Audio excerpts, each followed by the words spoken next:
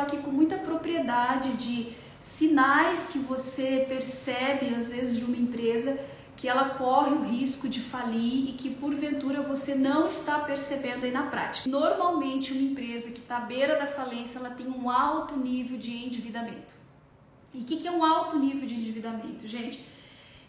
Normalmente, isso acontece pela falta de controle, né? A falta de controle em relação às dívidas que a empresa tem e a tomada de crédito para exclusivamente cobrir outras dívidas. Então, olha que interessante, né? Normalmente, talvez você possa se perguntar assim, tá, mas eu não posso ter dívida? Claro que você pode. Dívida é necessária muitas vezes para o crescimento da empresa. A grande questão é por que essas dívidas foram contraídas. Quando você contrai uma determinada dívida, né? Quando você faz um determinado empréstimo para alavancar as vendas da empresa, para expandir os seus negócios, para compor ali um investimento necessário para atender melhor o teu cliente, então nós estamos falando de dívidas que são boas desde que elas tragam o devido resultado. Então é importante que ao fazer uma dívida você saiba o porquê que você está fazendo e como que você espera que haja um retorno. Então vamos pensar o seguinte, se eu tenho lá uma representação comercial e eu faço uma dívida para comprar alguns veículos para a empresa para que eu possa aumentar o meu número de representantes. Obviamente, se eu recebo uma comissão por uma representação comercial, automaticamente, se eu comprei mais carros e eu tenho mais representantes, eu preciso ter uma expectativa de um aumento de faturamento. E aí essa expectativa de aumento de faturamento é o que vai se realizar na prática e pagar essas dívidas. Caso isso não aconteça, daqui a algum tempo você vai acabar contraindo, né, uma outra dívida para honrar com essa dívida que você tinha feito lá atrás. Então é bem importante que para fazer um endividamento você entenda por que você está fazendo, porque isso é um sinal, né? O alto nível de endividamento é um dos sinais mais fortes de que a empresa tem aí o risco de uma possível falência, tá? Um outro fator que a gente observa bastante aqui na prática, que é bem interessante, é que assim, ó, quando você, além de ter um alto nível de endividamento, você tem um volume de dívidas concentradas no curto prazo, então a gente está entendendo que é aquele trabalhar no almoço ou trabalhar na janta, né? Vender o almoço para pagar a janta. Isso acontece com as empresas. Então, quando você está lá na prática, né? Você adquire dívidas, né? Você concentra essas dívidas no curto prazo. E sabe que uma das dívidas de maior volume no curto prazo são os financiamentos para capital de giro.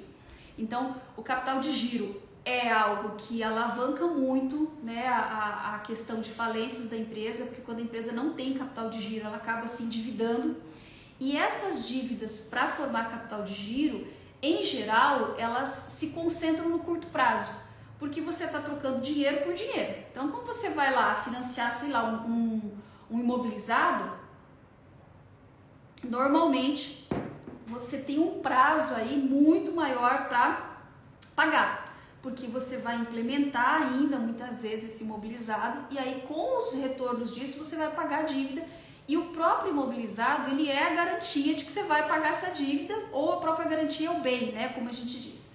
Quando você financia capital de giro, então a gente está falando que capital de giro, né, é algo que não tem como ser lastreado, porque a empresa que financia esse capital de giro para você, normalmente os bancos, né, e as financiadoras, os fomentos aí, ele te entrega, por exemplo, um capital de giro que é um dinheiro e ele não tem como recuperar esse capital a não ser pelo pagamento das parcelas. Então, quando você tem um alto volume de endividamento no curto prazo, você tem que ter uma venda muito acelerada. O que é essa venda acelerada? O que é um capital? Deixa eu explicar também o que é esse endividamento no curto prazo. Então, quando eu estou falando, por exemplo, hoje nós estamos aqui no mês de novembro, o que é curto prazo?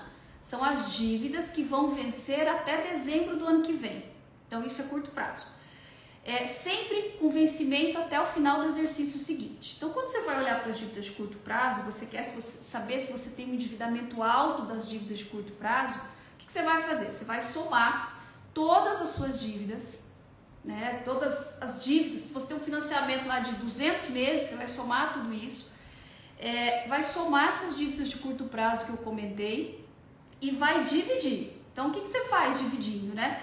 Vamos supor, fazer uma conta bem simples aqui. Vamos supor que você tenha lá 100 mil de endividamento e que 50 mil desse endividamento são parcelas que você tem que pagar até dezembro do ano que vem. Isso significa que você tem 50% de dívidas vencidas a curto prazo. Mas qual é o número aceitável? É um número que caiba dentro do bolso da tua empresa. Então, se uma dívida de 100 mil é um valor alto para você, uma dívida de 50 mil vencendo em um ano é um valor que muitas vezes não estão sendo comportados aí no teu ponto de equilíbrio, que é aquela necessidade mínima de venda para que você consiga honrar todas as despesas dentro do mês, e nesse caso, investimentos também. Então, fazendo essa conta, você vai conseguir pensar sobre isso. Se essas dívidas estão muito concentradas no curto prazo, a solução para isso é você buscar uma forma de alongar esse endividamento. O que é alongar esse endividamento, né? De repente, um refinanciamento, principalmente nesse momento aí, nós tivemos assim muitas linhas de crédito que surgiram em pandemias também e que as pessoas contraíram porque precisavam desse dinheiro para passar esse processo. Só que hoje, no patamar que as vendas estão, muitas vezes a empresa não tem condição, né, de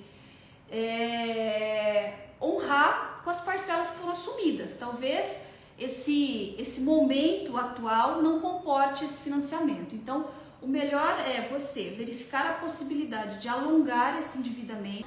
Alongar esse perfil de endividamento é buscar o que essas empresas dispõem, vamos chamar os bancos, né, que são os maiores financiadores de capital de giro muitas vezes, que linhas de crédito que eles dispõem, que você pode trocar essa dívida que está concentrada no curto prazo para uma dívida um pouco mais longa.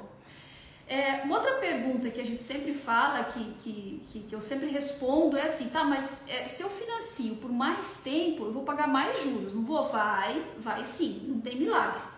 Né? Você precisa escolher se você quer pagar a dívida e pagar mais juros, mas que ela seja pagável. Quando a gente pega um financiamento para curto prazo, quando esse endividamento no curto prazo está muito alto, é óbvio que você precisa repensar aí as possibilidades e, inclusive, nessas dívidas concentradas de curto prazo, verificar a possibilidade realmente de aporte dos sócios, que isso ajuda muito nesse momento, né? Um outro fator que é importante quando você pensa nessas saídas financeiras é você identificar se a tua empresa não está com uma rentabilidade abaixo do setor. O que é rentabilidade? É o lucro relacionado ao investimento. Então, quando você faz essa conta, você está falando de quanto você tem de lucro dividido por quanto de investimento você fez no teu negócio. Então, olha que interessante.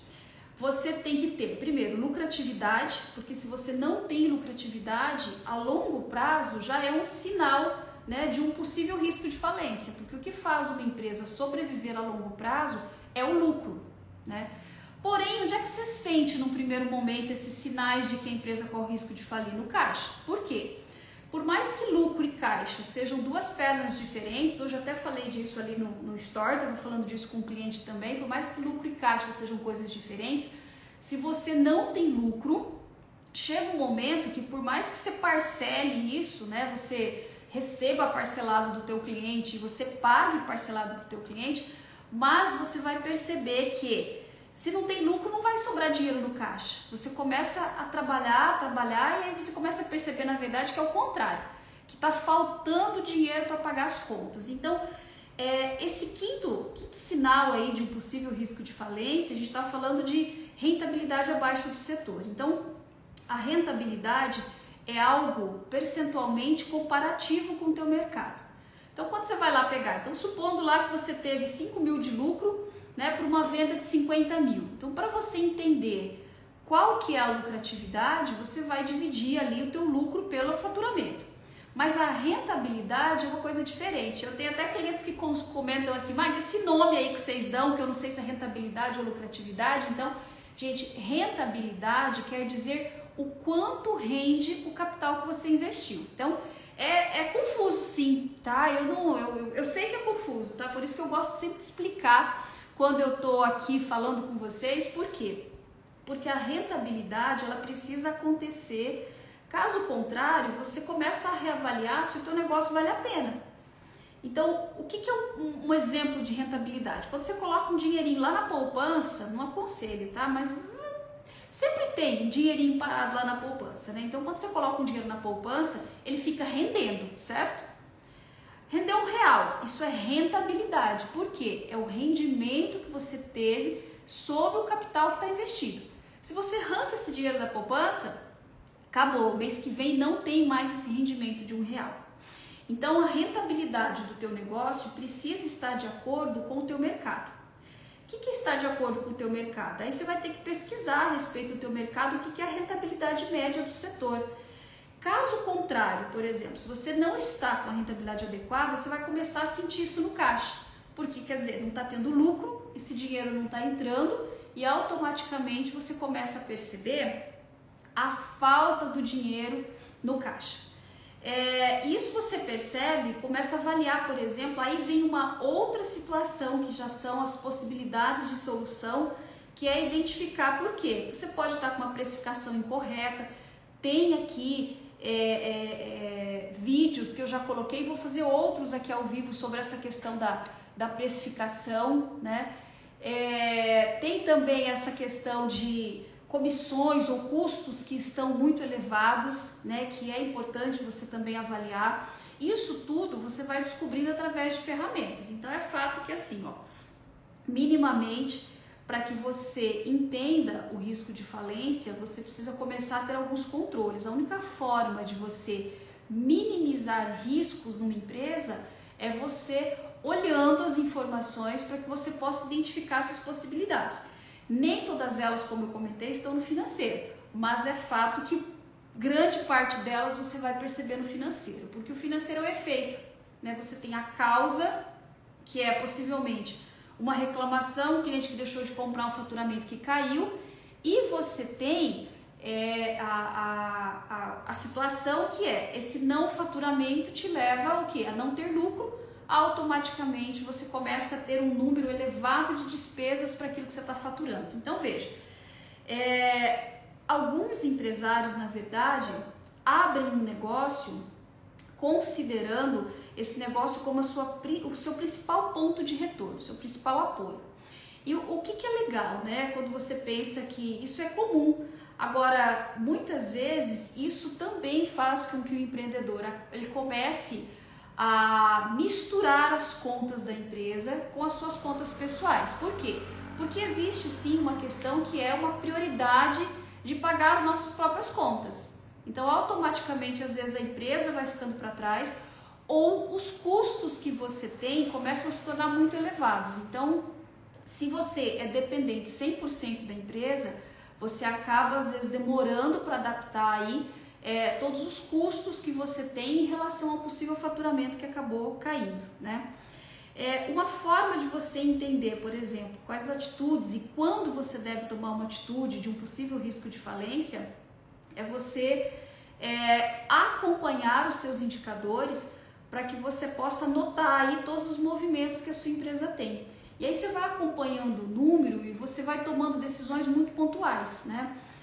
Eu tenho empresas que passaram pelo processo da pandemia e que demitiram logo no início da pandemia e que entenderam que quando o quadro mudasse, o cenário mudasse, elas tomariam alguma decisão.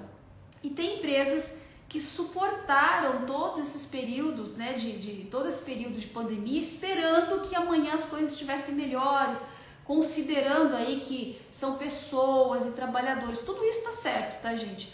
Porém, você precisa estar atento de qual momento que isso passa a prejudicar a tua empresa. Por quê? Porque se a empresa sobrevive, num cenário futuro, você tem condição de empregar muito mais gente.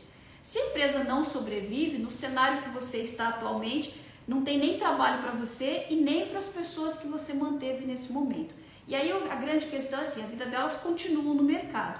E aí para você, numa possível falência, se reerguer, Gente, nesse nosso país, vou dizer uma coisa para você, se é difícil você manter a tua empresa aberta, é mais difícil ainda você fechar e você ter uma empresa numa situação de falência. É quase que muitas vezes interminável, né? E aí muitos empreendedores acabam aí com o nome sujo, impossibilitados de reabrir ou de continuar um outro negócio. Então fique atento com essas questões de sinais de que a empresa pode estar num processo de falir aí, num risco de falir, para que você possa aí tomar uma decisão bem pontual.